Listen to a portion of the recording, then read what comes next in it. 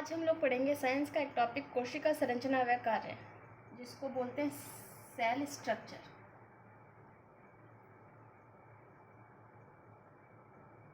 And its work. तो पहले बात करते हैं कि सेल होती क्या चीज़ है।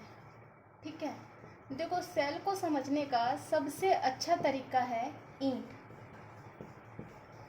आपने कोई दीवार देखी होगी, दीवार से कमरा बने, कमरे से अपार्टमेंट्स बने, अपार्टमेंट के बाद आपने देखा उसमें कितने सारे फ्लैट्स होते हैं, बड़ी से बड़ी बिल्डिंग्स होती हैं।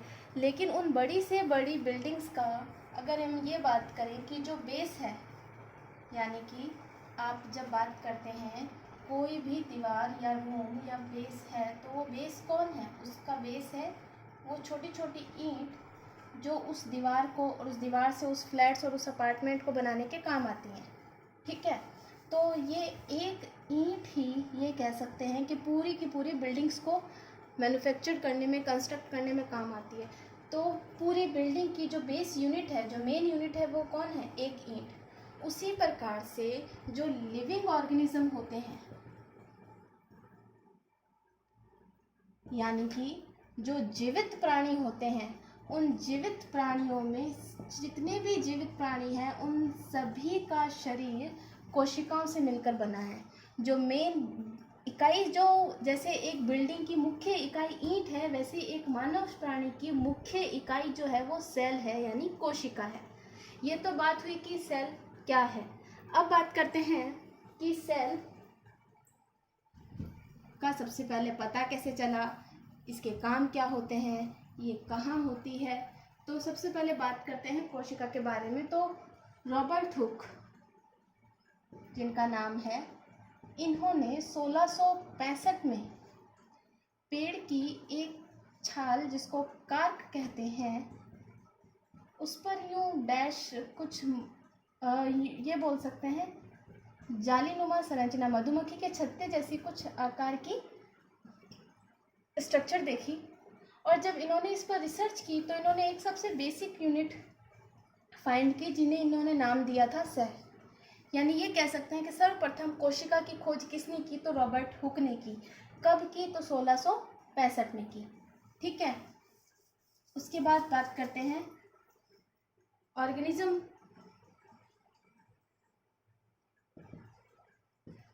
विच डिपेंड अपॉन सेल।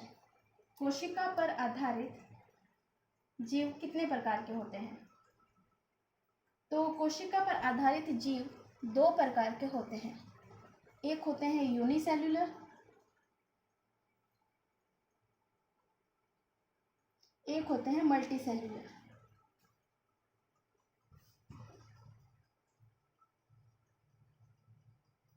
यूनिसेल्युलर जिन्हें अपन बोलते हैं एक कोशिकीय जीव। मल्टीसेल्युलर जिन्हें बोला जाता है बहुकोशिकीय जीव।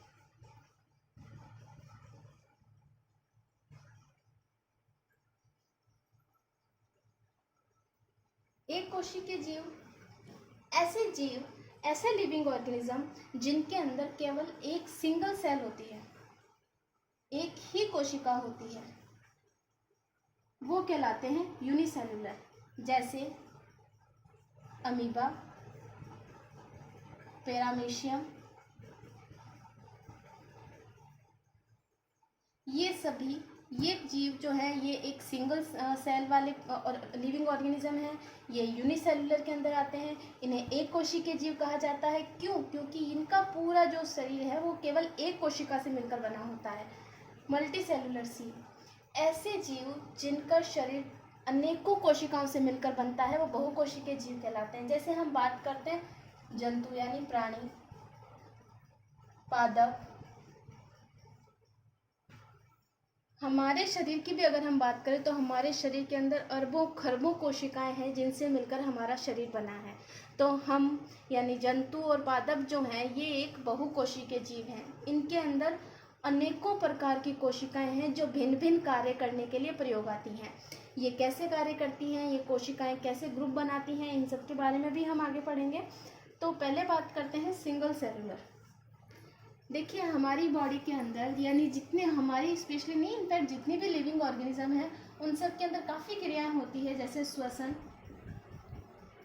पाचन,